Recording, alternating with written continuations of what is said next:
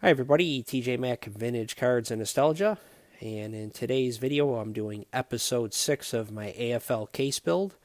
This is a series I'm doing where I'm putting together a 30 card case, profiling some of the stars of the American Football League, which was in existence from 1960 to 1969 as a direct competitor to the NFL. The two leagues eventually merged, and then starting in 1970, we have what is the NFL that we know today. But it's important that we look back at some of these stars because I think they're largely forgotten, many of them anyway, in the sports community. So in episode 1, we looked at Lance Allworth, who I think is the greatest player in AFL history, and this is his 1963 rookie card. And I'm going to put a link down to the playlist where I have the previous 5 episodes if you'd like to go back and watch any of them. In episode 2, we looked at Rich Tombstone Jackson and Daryl LaMonica, two of the greats from the league. Then in episode 3, we looked at the short but impactful career of Bill Groman, one of the great receivers in the early history of the AFL. His career was short because he had injuries and later just became a role player within the league. And then in episode 4, we looked at Tobin Rote, who started in the NFL in the 1950s and then transitioned to the CFL and then later the AFL, where he became a championship-winning quarterback with the 1963 Chargers. And then also in that episode, we looked at Buck Buchanan, who was a defensive tackle and Hall of Famer with the Kansas City Chiefs. In our last episode, we looked at the dynamic duo of Art Powell, shown here in a 61 Topps rookie card, and 1963 Flair Don Maynard. Maynard became a Hall of Famer. He played both in the AFL and NFL. But these two were teammates on the New York Titans, which later became the New York Jets. And Powell would eventually play also with the Oakland Raiders and the Buffalo Bills. Two great receivers from that era. And here we have the 1962 Flair rookie card of one of the greatest receivers you probably never heard of. And Charlie Hennigan's AFL story has a very familiar ring to it. Like so many of the players who joined the AFL when the league started in 1960, he was a cast-off from other professional football leagues. Now, Charlie had failed in a stint as a running back with the Edmonton Eskimos of the Canadian Football League and went home to become a biology teacher, figuring his playing days were over. And then one day he read in the paper that a new pro football league was forming. His interest piqued, and then Hennigan began to scour around for information and found out that the closest AFL franchise would be placed in Houston. So Hennigan called Oilers coach Lou Rimpkus and asked for tryouts. Now Rimpkus was desperate for players, so he invited Hennigan to Houston. Hennigan started training and put on 20 pounds of muscle to his frame, and the former track star, who was just a very speedy receiver, ended up making the Oilers. Now with the Oilers, he also played with Billy Groman, who, as I said before, I previously profiled earlier in the series. And Hennigan became a superstar with the Oilers in just his second season in 1961.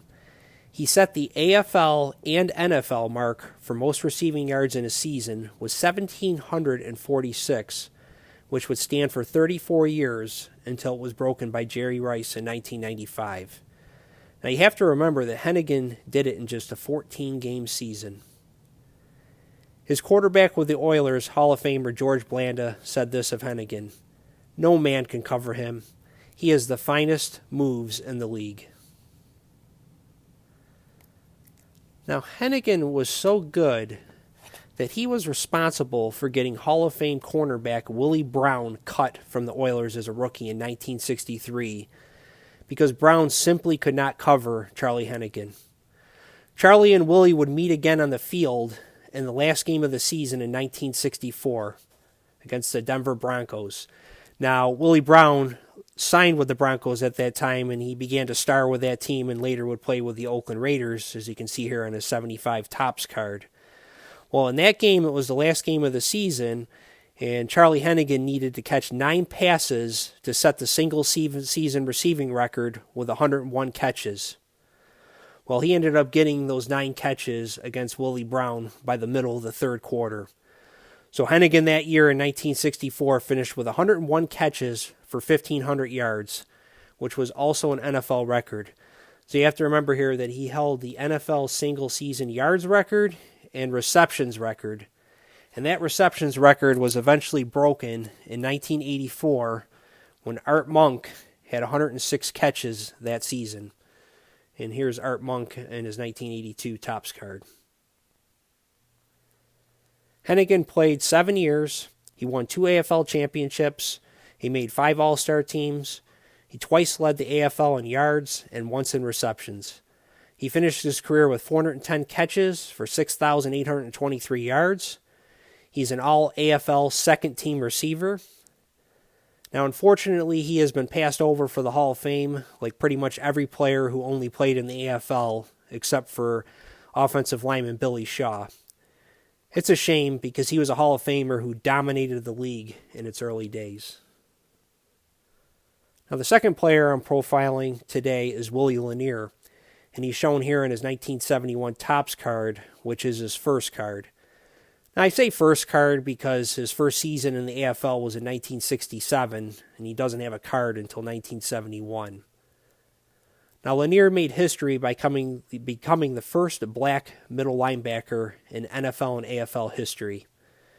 As ignorant as it was, similar to quarterbacks, it was believed by some that black players were not smart enough to play the middle linebacker position, since that was considered the quarterback of the defense who was responsible for calling the plays. Well, Willie proved the critics wrong. From 1967 to 1977, he won a Super Bowl, went to 8 Pro Bowls, and was a 3-time first-team All-Pro. He was inducted into the Pro Football Hall of Fame in 1986. Now, Willie was quick and strong. In his prime, he was virtually unblockable. One-on-one, when runners would go up the middle, he would just stuff them. And oftentimes, offenses had to double team him. What is interesting and scary is that Lanier almost died in a game in 1967. It was against the rival Chargers. Lanier took a knee to the head and suffered a concussion. He kept playing in that game, though, and it wasn't until the following week when he collapsed during a game against the Houston Oilers that Lanier was rushed to the hospital. Doctors lost Lanier's pulse 3 times on the way to the hospital, and Lanier didn't learn that until the end of his career, how close he was to death. Years before the NFL's concussion crisis or the league-mandated rules on helmet-to-helmet hits, Willie Lanier took it upon himself to change his playing style. Rather than always go for helmet-to-helmet hits, he made sure to wrap up opposing ball carriers and bring them down that way. He also wore a helmet with extra padding, and the change paid off.